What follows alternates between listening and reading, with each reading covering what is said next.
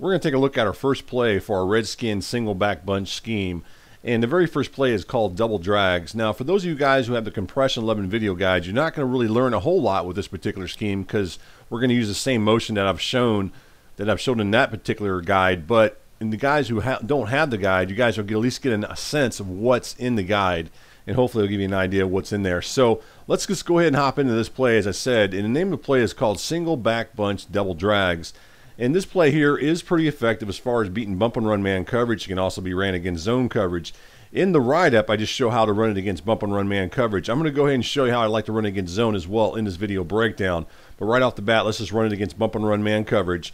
And to go ahead and set this thing up, really not a whole lot you have to do outside of take control of this guy right here, which is going to be the flanker. And all you're going to do with him, and this is going to be the same thing I'm going to show throughout the scheme, is just go ahead and motion him out in this area here and then snap the ball. Now what he's going to run here is that dig route, so he's going to go out here in motion. Let's go ahead and kind of go back over that again. So he's going to go out here in motion, right? Then I'm going to go ahead and snap the ball, and what he's going to do is he's actually going to take an inside release into this area here and then break up the field and eventually go across on his dig route.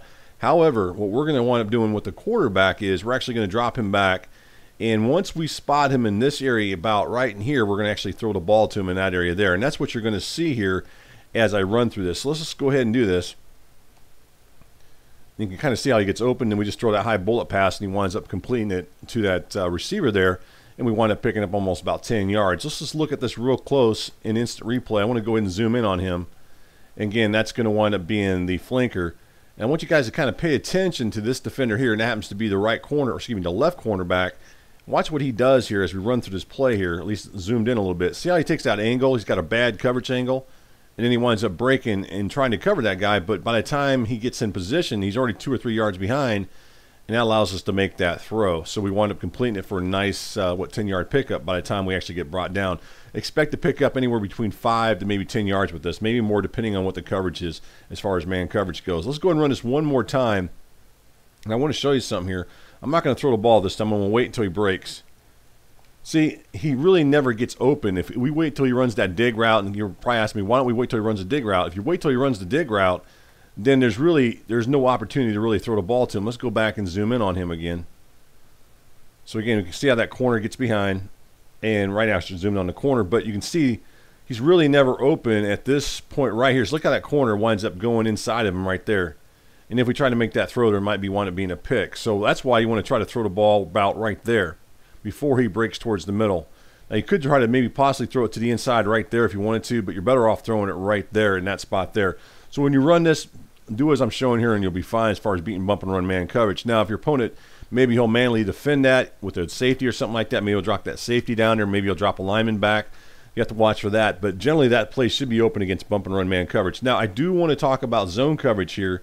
So let's just go ahead and run this against a zone defense real quick. We'll just run against this cover 3. Matter of fact, I'm going to be running this with the 2-man under out of dollar normal and the cover 3 defense out of dollar normal, just to kind of show you how these plays work against pretty much these type of coverages. I know they're base and vanilla coverages, but generally if they work against these type of coverage, unless your opponent makes some manual adjustments or some type of adjustments, these guys should be open for the most part of a lot of these plays that I'm showing. So we're just going to go ahead and go with those defenses. All right, we're going to run this against a cover 3 defense. And the one thing I would do with this one is against zone coverage, I would go ahead and hot route the slot receiver right here on a streak. Matter of fact, if you're running this against bump and run man coverage, you might as well hot route him on a streak as well. It doesn't really hurt to do that. And the reason is against this type of coverage, we want to make sure that we drop these hook zone defenders back. So this guy right here, if he's playing hook zone, will actually drop back to cover him.